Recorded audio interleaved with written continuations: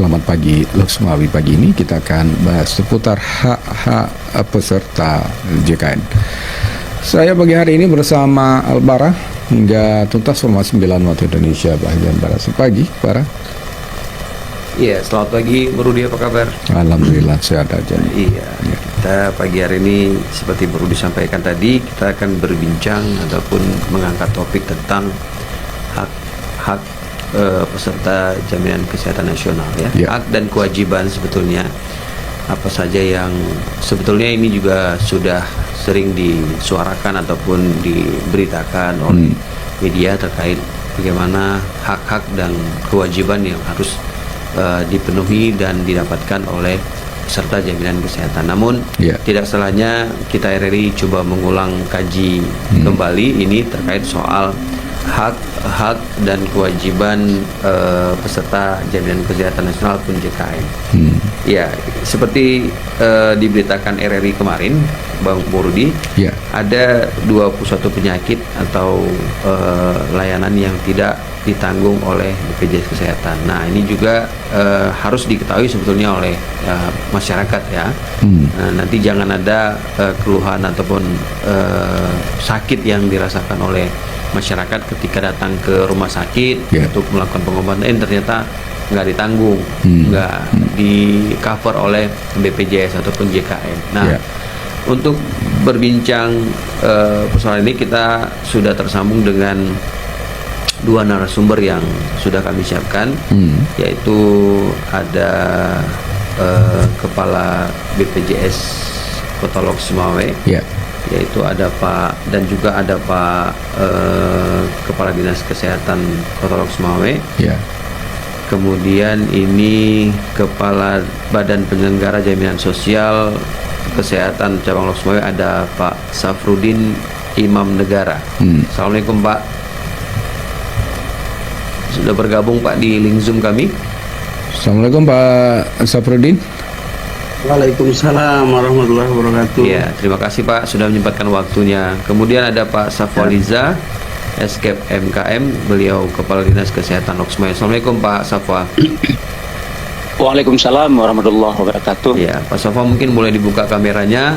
Kita infokan dulu, ternyata Pak Safwa ini sedang ada dalam kegiatan, namun alhamdulillah mau menyempatkan waktu kepada RRI untuk pendengar RRI memberikan informasi-informasi ataupun berbincang bersama RRI di tengah kesibukannya. Tadi katanya beliau tidak bisa lama. Alhamdulillah nggak masalah, yang penting sudah menyempatkan waktu untuk bisa berbagi informasi. Nah, sebelum ke BPJS Kesehatan Loksmawe, kita ke Pak Safwa dulu karena beliau sedang sibuk ada kegiatan. Kita pengen tahu sebetulnya sejauh ini selaku pemerintah yang mengurusi banyak soal kesehatan masyarakat ini Pak. Sejauh ini Anda melihat Pak Safwa bagaimana hak-hak dan kewajiban bagi masyarakat yang selama ini sudah tergabung dalam jaminan kesehatan nasional yang diurus oleh BPJS nih Pak. Silakan Pak Safwa. Baik, Pak Albarah. Adapun hak dan kewajiban peserta JKN terkait dengan hak peserta JKN itu, yang pertama, peserta JKN itu mendapatkan kartu peserta sebagai identitas peserta untuk memperoleh pelayanan kesehatan.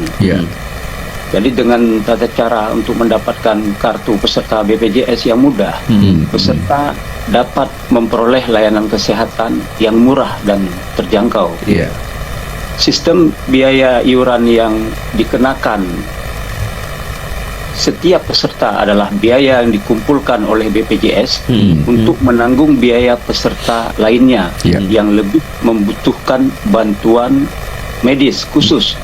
Nah, sistem ini dinamakan juga dengan sistem gotong royong, sesuai dengan slogan BPJS, yaitu dengan gotong royong semua tertolong. Betul. Artinya untuk mendapatkan kartu ini, yang pertama hak peserta JKN mendapatkan kartu peserta dengan sebagai identitas peserta untuk memperoleh layanan kesehatan. Nah, kemudian yang kedua, memperoleh manfaat dan informasi tentang hak dan kewajiban serta prosedur pelayanan kesehatan yang akan diberikan kepada peserta sesuai dengan ketentuan yang berlaku.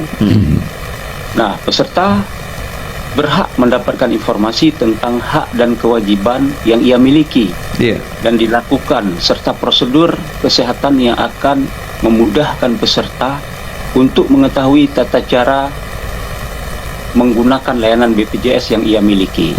Gitu. Kemudian yang ketiga, peserta berhak mendapatkan pelayanan kesehatan di fasilitas kesehatan yang bekerja sama dengan BPJS Kesehatan.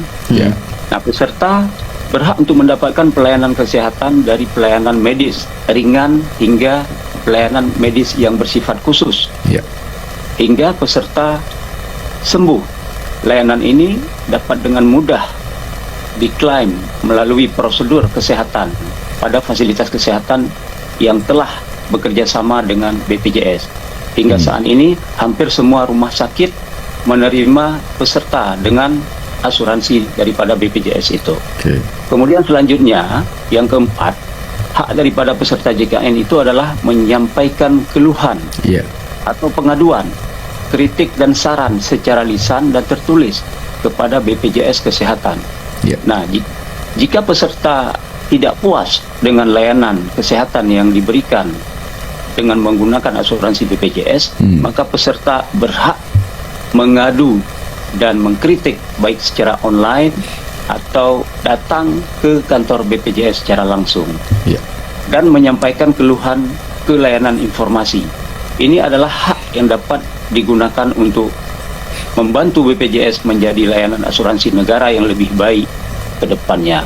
Jadi itulah hak-hak yang dimiliki oleh peserta jaminan kesehatan nasional, Pak Albara.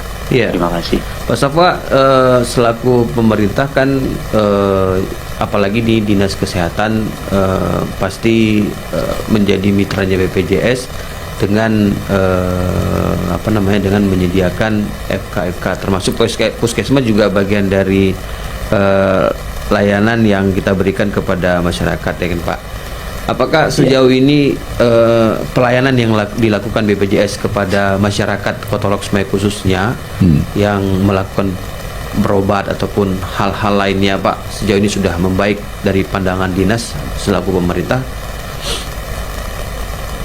Ya, selama ini kerjasama yang kita lakukan dengan BPJS terkait dengan layanan yang diberikan di puskesmas-puskesmas sesuai dengan regulasi yang dimiliki oleh BPJS itu sudah semakin membaik, Pak Albara. Layanan yang kita berikan kepada masyarakat di Kota Lok Sumai. Apakah ada catatan misalnya yang harus diperbaiki? Apakah yang harus juga ditambah misalnya, Pak, pelayanannya kepada masyarakat kita nih, Pak? Nah, untuk saat ini mungkin layanan-layanan yang bersifat sesuai dengan regulasi itu sudah baik diregulasikan oleh pemerintah melalui BPJS Kesehatan. Nah, untuk kedepannya ada hal-hal tertentu yang tidak ditanggung oleh pemerintah, itu yang bersifat seperti narkoba, itu tidak ada ditanggung karena itu perilaku-perilaku yang menyimpang. Karena itu sudah betul. Karena apabila itu ditanggung, itu berarti kita membiarkan bahwa hal-hal semacam itu boleh terjadi. Nah, ini sudah semakin membaik agar kita selalu ingat semua bahwa hal-hal yang seperti narkoba itu adalah hal yang mengancam tentang kedaulatan dan kehidupan daripada berbangsa dan bernegara. Jadi hal-hal yang semakin membaik apa yang diregulasikan oleh BPJS Kesehatan. Baik, jadi hal-hal yang ditimbulkan oleh perilaku sendiri, salah satunya narkoba, ini tidak ditampung oleh BPJS, begitu Pak Sopwa? Iya. Karena memang selama ini banyak juga ya kasus-kasus seperti ini. Ada yang belum mengerti bisa klaim BPJS enggak gitu kan? Ya, ini satu pencerahan juga buat masyarakat Lok Sumai ini khususnya. Ya, soal ada timbulnya penyakit yang timbul dari akibat tingkah laku sendiri atau perilaku sendiri ini mau klaim BPJS gitu. Iya, Pak Safa, mungkin di tahun 2025 ini, di awal tahun mungkin ada hal pembaruan yang dilakukan oleh pemerintah melalui Dinas Kesehatan untuk pelayanan kesehatan bagi masyarakat di tingkat puskesmas mungkin Pak. Apa Pak kira-kira Pak? Nah, sesuai dengan transformasi layanan kesehatan primer, Iya. jadi sekarang pemerintah sedang menggalakkan dengan pelayanan kesehatan membagi siklus hidup kepada siklus hidup. Artinya ke depan itu pemerintah lebih memprioritaskan kepada program promotif dan preventif. Jadi kalau ke belakang itu lebih difokuskan pada program kuratif dan rehabilitatif atau pengobatannya. Jadi ke depan nanti itu lebih berfokus kepada promotif dan preventif. Jadi bagaimana masyarakat itu jangan jatuh sakit. Jadi misalnya ada seseorang itu yang berpotensi terjadinya hipertensi atau diabetes mellitus atau penyakit gula. Jadi bagaimana pihak puskesmas itu memeriksa, melakukan screening agar orang tersebut tidak jatuh ke sakit sebagaimana yang saya sebutkan tadi. Karena dengan pencegahan itu, pos negara itu akan semakin berkurang daripada mengobati. Betul. Nah, makanya sekarang melalui transformasi integrasi layanan primer, itu nanti akan semakin didekatkan pelayanan kepada masyarakat. Artinya pustu-pustu yang ada di puskesmas itu nanti akan diaktifkan. Dan di situ akan didata setiap orang yang ada di kampung itu, filenya masing-masing terhadap kondisi kesehatannya. Nah, di sini peran daripada petugas kesehatan untuk mendata, kemudian merangkum dalam satu file nantinya bahwa ini si A misalnya dia akan berpotensi terjadinya penyakit ini melalui screening. Dari itu dia akan nanti memberikan edukasi kepada masyarakat agar tidak jatuh kepada sakit yang akan dia terima itu. Jadi nanti itu dokter, perawat, bidan dan tenaga kesehatan lainnya akan semakin didekatkan kepada masyarakat.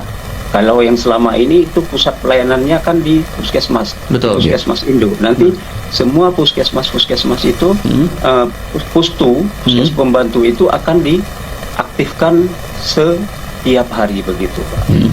Oh, berarti selama ini tingkat pustu itu tidak melayani ya, tidak aktif melayani BPJS-nya ya. Gimana? Di pustu tidak aktif ya selama ini Pak ya melayani BPJS-nya. Iya. Aktif, cuma kadang sekarang ini pustu kan sama seperti di puskesmas. Jadi sekarang ini harus dibagikan ke dalam klaster-klaster sebagaimana dari integrasi layanan primer regulasi yang ada sekarang. Ini sesuai dengan apa yang diharapkan oleh PJ Wali Kota Lok Sumawe dengan kemarin P3K dari Dinas Kesehatan lewat semua ya. Di kesehatan ini mudah-mudahan ini sebareng dengan apa yang diharapkan oleh PJ Wali Kota Pak Safa. Iya, benar Pak. Ya, sebelum Pak Safa pamit, kita ke Pak Safrudin dulu nih Pak. Assalamualaikum Pak Safrudin. Halo Pak Safrudin. Halo, waalaikumsalam warahmatullahi wabarakatuh. Ya, Pak. Selamat pagi Pak Bara, Pak Safwalija. Pagi ya, Pak Safrudin. Ya, Pak Safrudin tadi sudah mendengarkan kilas yang dijelaskan oleh Pak Safwa ya. Mungkin ada hal terkait soal hak-hak dan kewajiban peserta jaminan kesehatan nasional ataupun JKN yang selama ini sebetulnya sudah dijalankan oleh BPJS. Mungkin boleh dijabarkan kembali Pak, ataupun diulang kembali, ataupun juga bisa menanggapi apa yang disampaikan oleh Pak Safwa tadi. Pak Safrudin, silakan Pak. Iya, terima kasih Pak Bara ya. Iya betul Pak. Ada Bu Rudi juga Pak. Iya. Bu Rudi. Bung Rudi. Oh, Bung Rudi siap. Kalau Bu Rudi kok nggak kelihatan panjang rambutnya gitu kan Pak ya. Kalau Bu Rudi lagi masak Pak di rumah. Iya. Baik. Ya, memang tepat sekali tadi yang disampaikan oleh Pak Kepala Dinas, Pak Safwa.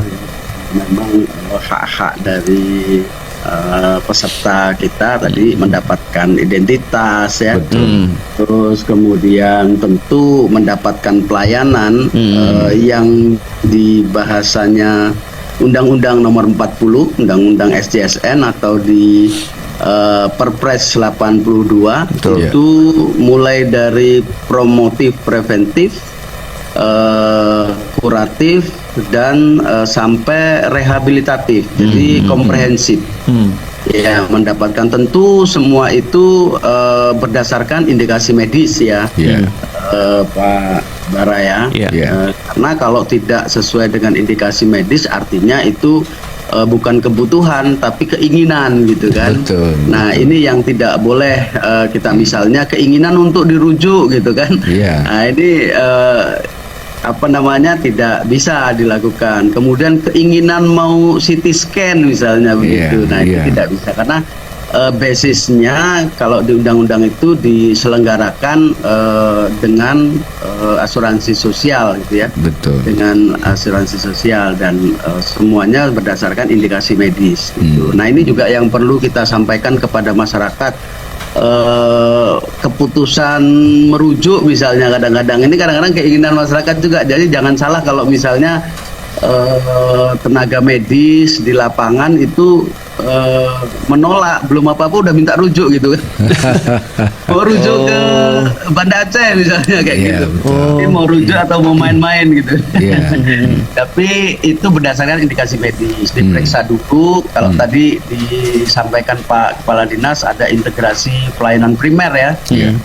Kesehatan primer, nah itu juga masuk ke dalam pelayanan primer yang kita sebut FKTP, fasilitas kesehatan tingkat pertama. Diperiksa dulu di situ, baru kalau memang membutuhkan pelayanan lanjutan, rujukan, itu tenaga medis sudah tahu dengan profesional, mereka akan memutuskan bahwa itu memang akan dirujuk dan dirujuk kemana. Iya. Berarti artinya begitulah yang didapatkan hak dari peserta ya Pak ya. Betul. Nah, ini yang kami beritakan ternyata ada 21 penyakit ataupun layanan yang tidak ditanggung oleh BPJS Kesehatan. Apakah soal Pak yang tidak ditanggung kesehatan ini bagian dari hak-hak juga untuk yang diterima oleh peserta JKN Pak? Ada seperti wabah atau kejadian luar biasa, KLB, kemudian operasi kecantikan dan estetika, perawatan perataan gigi, behel misalnya seperti itu, penyakit akibat tindak pidana seperti tadi narkoba, cedera akibat pencobaan bunuh diri dan hal-hal lain. Ada 21 ini Pak. Nah, ini kan yang nggak ditanggung Pak ya. Dan sebetulnya lebih banyak lagi yang ditanggung atau bagaimana Pak? Ya, itu ada list yang ditanggung yang lebih kepada yang pertama adalah itu berdasarkan keinginan ya. Keinginan. Yang kedua, keinginan tadi disampaikan Pak Kepala Dinas, gaya hidup ya. Betul. Gaya hidup gitu. Kemudian yang kedua adalah yang sudah ada penanggung, jadi tidak double cover gitu. Double cover karena ini kan negara. Misalnya kecelakaan kerja. Nah, kecelakaan kerja ini sudah ada yang menanggung yaitu BPJS Tenaga Kerja, kan? Terus kemudian korban tadi itu juga sebenarnya sudah ada yang menanggung gitu kan? Korban kejahatan, pemerkosaan dan sebagainya. Itu sudah ada yang menanggung.